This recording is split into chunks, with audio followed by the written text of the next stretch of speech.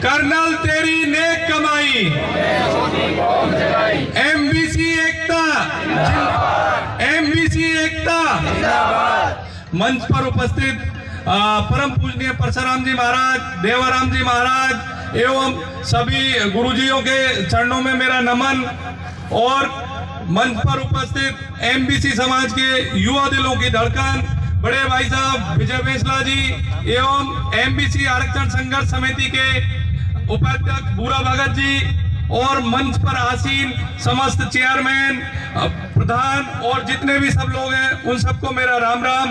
और सबसे ज्यादा धन्यवाद मेरी तरफ से जो यहाँ एमबीसी के कर्नल बेसला साहब के जो यहाँ मारवाड़ के एरिया कमांडर मेहरा राम जी हैं, उनका भी मैं बहुत बहुत धन्यवाद देना चाहता हूँ। और उससे भी ज्यादा धन्यवाद मैं ये सामने लाल पगड़ी और सफेद पगड़ी वाले बैठे इनका देना चाहता हूँ कि ये जो कर्नल साहब के वीर सैनिक बैठे हैं, आप लोगों की बदौलत ही कर्नल साहब ने आरक्षण प्राप्त किया था।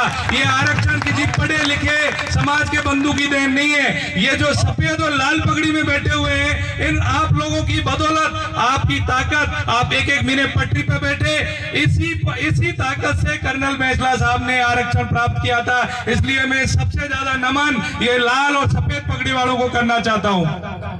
जैसा कि आप लोगों को विदित है कि पिछले 15 दिन से हम लोग विजय बेसला जी के नेतृत्व में एक जन चेतना यात्रा लेके चल रहे हैं। इस जन चेतना यात्रा हमारी भरतपुर से स्टार्ट हुई है। इस जन चेतना यात्रा का उद्देश्य सिर्फ जो कर्नल बेसला का संदेश था, उस संदेश को आम जन तक, डाणी डाणी गांव तक, लास्ट तक हमें पहुंचाने का है।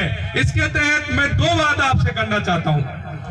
पहली बात तो यह है कि कर्नल साहब ने आपको 15 साल के संघर्ष से आरक्षण तो दिला दिया, लेकिन उन आरक्षण का फायदा कैसे लोगे आप, ये आपको पता है क्या? उस आरक्षण का फायदा लेने के लिए आपको पढ़ना पड़ेगा। कर्नल साहब कहते थे कि अपने बच्चों को पढ़ाओ, और कर्नल साहब का यह आदेश था कि 15 साल के लिए सामाजिक इमरजेंसी लगा दो। इस 15 साल में कोई कथा भागवत या गंगा प्रसादी साड़ी बंद कर दो। सारा खर्चा सिर्फ पढ़ाई और शिक्षा पे होना चाहिए, और जो भी समाज में कुरूपतियां व्याप्त हैं उन सारी नशा प्रवृत्तियों को छोड़ दो।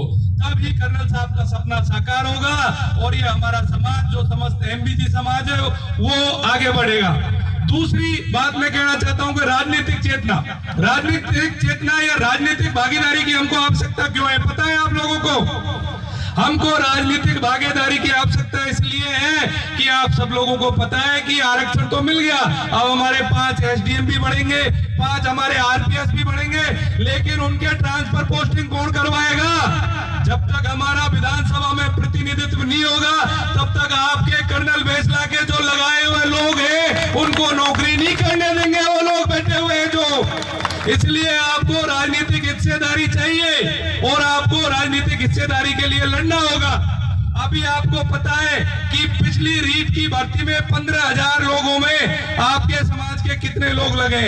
हमारे समाज के 1080 लोग, इस भर्ती में 1080 लोग हमारे नियुक्त हुए थे, लेकिन सरकार के लोगों को पता नहीं। कर्नल साहब को स्वर्ग सुधारे 1 महीने भी नहीं हुआ, लेकिन इस सरकार में बैठे लोगों ने पीछे के रास्ते से हमारे 231 बच्चों को बाहर कर दिया, जबकि कानून में कोई गलती नहीं थी। जिस अमेंडमेंट को, जिस कानून को कहते हुए ये लोग कह रहे हैं कि एमबीसी के लोगों को ओबीसी में आरक्षण नहीं मिल सकता, उस कानून में अमेंडमेंट कर्नल साहब 2017 में करा गए थे, लेकिन आज आपकी बात को, आपकी आवाज को उठाने वाला एक भी विधायक आपकी राजस्थान की विधानसभा में नहीं है जो इस बात को बोल सके कि आप एमबीसी के साथ कुठाराघात कर रहे हो।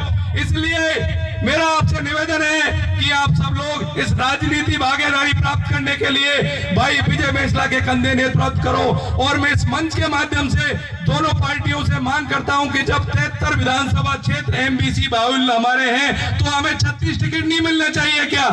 और अगर आप सब लोग मिलकर लड़ोगे तो मैं निश्चित रूप से मन से कहना चाहता हूं कि आप लोगों को दोनों पार्टियां 36 टिकट देंगी और कम से कम 30-32 लोग आपके विधानसभा में पहुंचेंगे।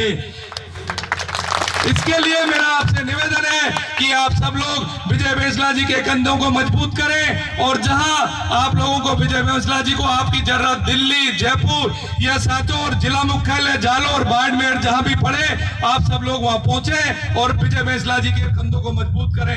राम राम साहब।